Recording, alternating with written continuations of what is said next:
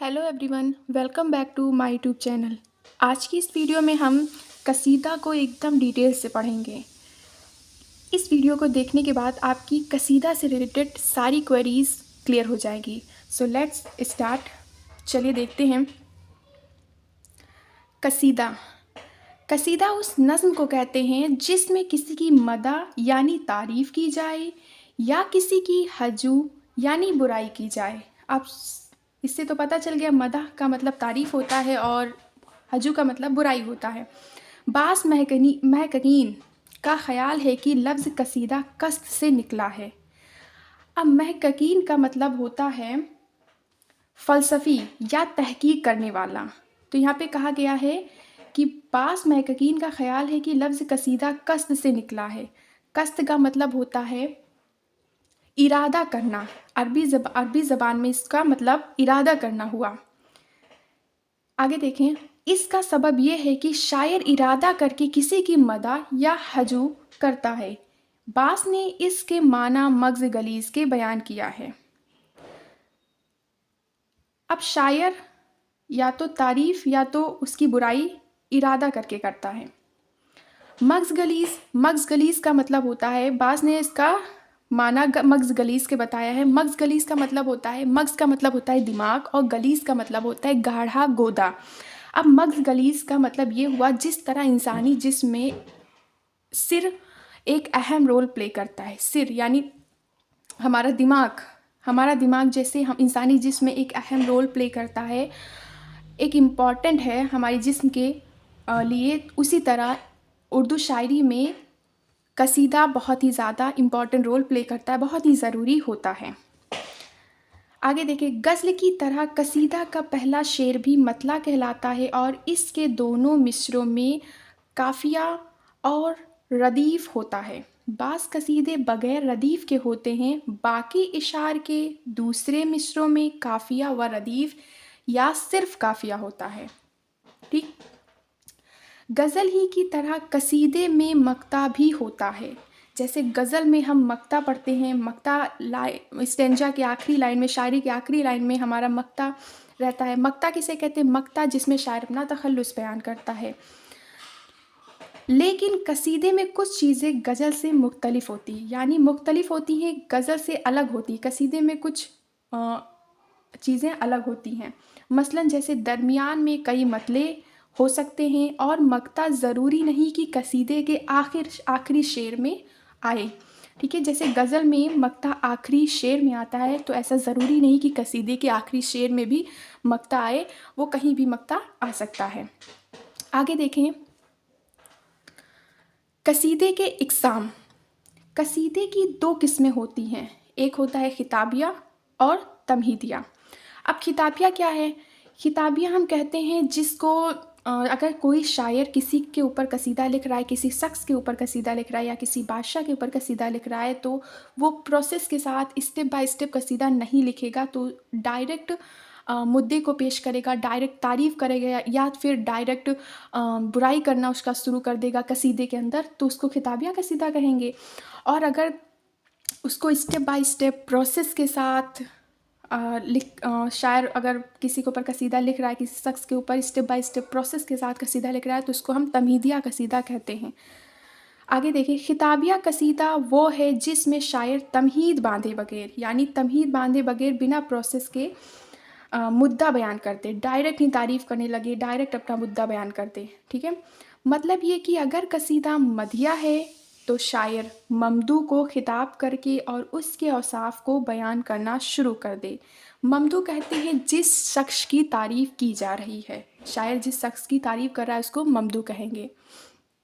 ठीक है, उसको खिताब करके डायरेक्ट ही उसका, जैसा कि मैंने कहा कि डायरेक्ट ही उसकी तारीफ़ करने लगे और डायरेक्ट ही उसकी, या तो अगर तारीफ़ कर रहा है कसीदे में तो तारीफ़ ही डायरेक्ट करने लगेगा, और अगर हजू कर रहा है, उसकी बुराई कर रहा है, तो वो डायरेक्ट बुराई करने लगेगा। जैसा कि यहाँ पे लिखा है, हजू ये है कि बराए रास्त उसकी मजम्मत करने लगे, बुराई करने लगे। असल मुद्दा वअज़ व नसीहत है तो बिला किसी तमहीद के उसका आगाज़ हो जाए। आगे देखें। तमहीदिया कसीदा वो है। अब तमहीदिया कसीदा, यहाँ पे पूरी खिताबिया कसीदा की बात हुई, अब यहाँ पे तमहीदिया कसीदा की बात हो रही है कि तमहीदिया कसीदा वो है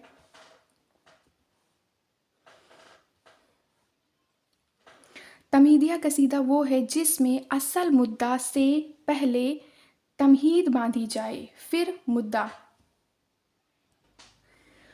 मुद्दा बयान किया जाए। ये तमहीद तशबीब या नसीब कहलाती है। ठीक है। और बहारो ख़ज़ां हुस्न व इश्क और पंदो नसीहत के मज़ामीन पर मुश्तमिल हो सकती है। इसीलिए रियायत से कसीदे को बहार या अश्किया व अज़िया कहा जा सकता है। अब आगे हम कसीदे के अज़्ज़ाए तरकीबी देखेंगे।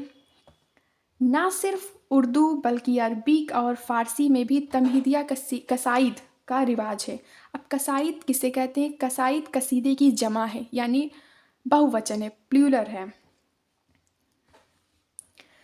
तो कहा गया कि जैसे उर्दू में ही सिर्फ नहीं बल्कि अरबी और फ़ारसी में भी तमहीदिया कसीदा लिखने का रिवाज है, यानी स्टेप बाय स्टेप प्रोसेस के साथ कसीदा लिखा जाता है। बाद शायर तमहीदिया कसीदा ही लिखते थे। यानी कसीदा निगार मदा या हजू करने से पहले तमहीद बांधता है। यानी कसीदा निगार जो है, शायर जो है, वो बुराई या तारीफ़ करने से पहले तमहीद बांधता है, फिर असल मौजू पर आता है, फिर असल टॉपिक पर आता है। ठीक है, पहले तमहीद बांधता है, फिर असल टॉपिक पर आता है। तमहीदिया कसीदे के अमूमन 5 अज़्ज़ाए होते हैं, या कह सकते हैं कि 5 टाइप होते हैं। पहला है तशबीब, गुरेज, मदा, मुद्दा और दुआ। मैं जिस प्रोसेस की बात कर रही हूँ वो यही प्रोसेस है कि तमहीदिया कसीदे में यही प्रोसेस से कसीदा लिखा जाता है। पहले तशबीब लिखा जाता है, फिर गुरेज, फिर मदा, फिर मुद्दा और फिर लास्ट में दुआ। तो सबसे पहले आगे देखिए, जेल में इनके पाँचों के अज्जा की वजाहत की जाती है, मतलब यहाँ पे इसके बारे में बताया जा रहा है। तो देखें, पहला है तशबीब। ठीक है, तशबीब कसीदे की तमहीद को तशबीब या नसीब कहते हैं। तशबीब के मौज़ूआत मुख्तलिफ हो सकते हैं। अब तशबीब के जो टॉपिक हैं वो अलग अलग भी हो सकते हैं। इसमें शबाब व शराब का ज़िक्र भी हो सकता है, बहार की मंजर कसी की जा सकती है। तशबीब में खुद सताई यानी अपने औसाफ बयान करने की भी गुंजाइश है।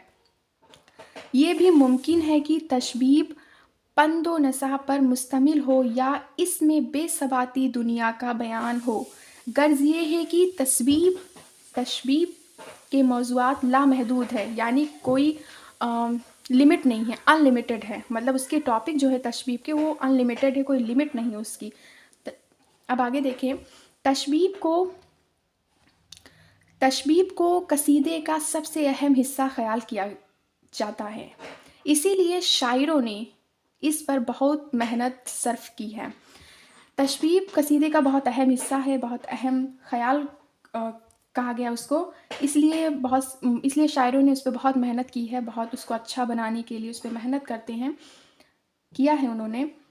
आगे देखिए, गालिब को अपनी तशबीब पर बड़ा नाज था।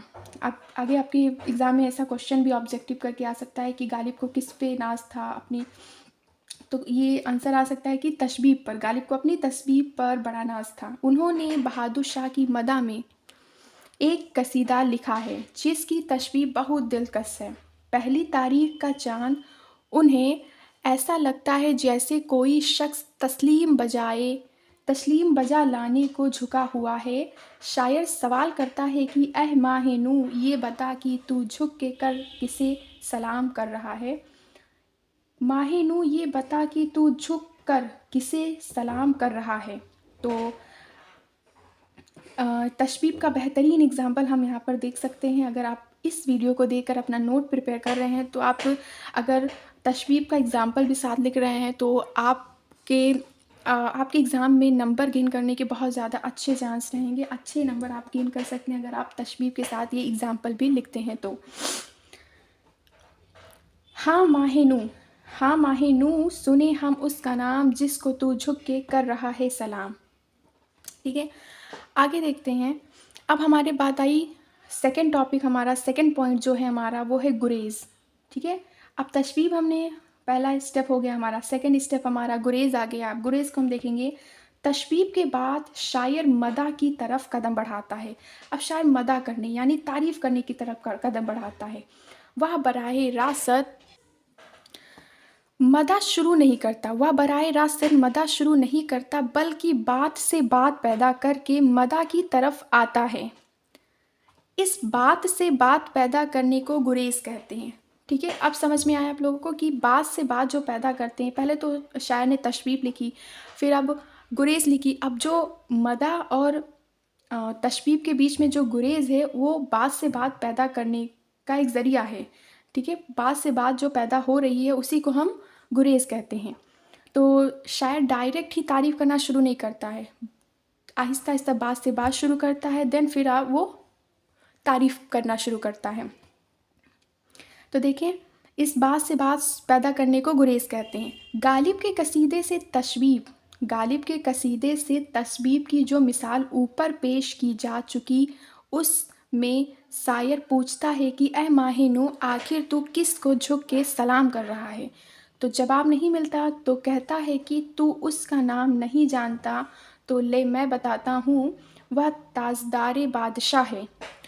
अब यहाँ पे गुरेज का बेहतरीन एग्जाम्पल है। सो देखें, तू नहीं जानता तू मुझसे सुन, नामे शहंशाह बुलंदे मुकाम, किबले जाने वो दिल बादशाह मजहरे जो जुल वल इकराम, जो जुल जलालुल इकराम। ठीक है, ये गुरेज की मिसाल है। ठीक है, ये गुरेज की मिसाल है। आगे हम फिर हमारा नेक्स्ट पॉइंट है मदा। इसके बाद मदा यानी कि तारीफ़ करना। अब देखिए, अब तशबीह पहले हो गया, फर्स्ट स्टेप। सेकंड स्टेप हमारा गुरेज हो गया। अब थर्ड स्टेप पे आते हैं। थर्ड स्टेप हमारे ये मदा है, यानी अब तारीफ़ पर आ गया। शायर अगर कसीदा लिख रहा है तो फिर तीसरे पॉइंट पे वो तारीफ़ करता है। उसके बाद शायर अपने ममदूह की तारीफ़ करता है। अब ममदूह किसे कहते हैं? जिसकी तारीफ़ की जा रही हो। ममदूह कहते हैं जिसकी तारीफ़ की जा रही हो, जिस शख्स की शायर तारीफ़ करता है, जिस शख्स की शायर तारीफ़ कर रहा है या करता है, तो उसको हम ममदूह कहेंगे, ममदूह कहते हैं। आगे देखें, इसमें खूब मुबालगे से काम लेता है। अब जब तारीफ़ शायर करता है तो उसमें खूब बढ़ा चढ़ा कर बातें कहता है, जो कि इतनी बढ़ा चढ़ा कर बातें करता है कि वो बातें एकदम झूठी लगने लगी। नहीं, बहुत ज़्यादा बढ़ा चढ़ा कर बातें करना यानी मुबालगे से बातें करना, मुबालगे से काम लेना, यही कसीदे की खूबी है। और असल में यही कसीदे की खूबी है कि बहुत ही ज़्यादा बढ़ा चढ़ा कर तारीफ़ करना। ठीक है, कसीदे में और ख़ास तौर पर मदा के हिस्से में, कसीदे में और ख़ास तौर पर मदा के जो हिस्से में शायर पुरशुकवा अल्फाज इस्तेमाल करता है।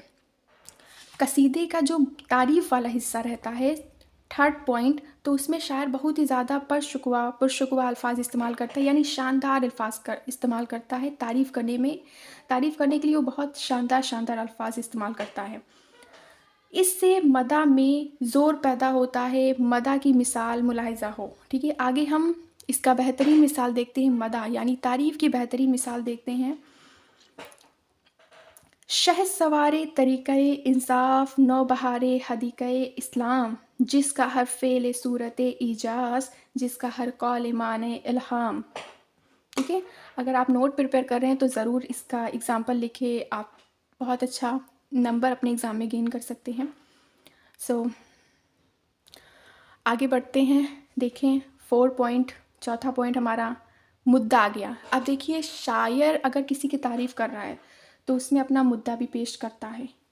तो इसमें मुद्दा देखें, कसीदे का चौथा जुज़ व मुद्दा, जुज़ या मुद्दा या गर्ज़, जुज़ या मुद्दा या गर्ज़ मतलब है, यानी मुद्दा गोई के बाद कसीदा निगार अपना मुद्दा मदा गोई के बाद, यानी तारीफ़ करने के बाद शायर अपना मुद्दा, अपना इंटरेस्ट, फ़ायदा पेश करता है या बयान करता है।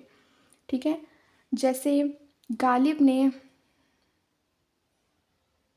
अपने जैसे मुद्दा हुआ, जैसे कि आप किस मकसद नॉट इंटरेस्ट, मकसद पेश करता है। ठीक है, मकसद बयान करता है। जैसे गालिब ने एक कते में अपनी माली मुश्किलात बयान करने के बाद कहा है, मेरी तनख्वाह कीजिए माहे बा माह, ता ना हो मुझको ज़िंदगी दुश्वार।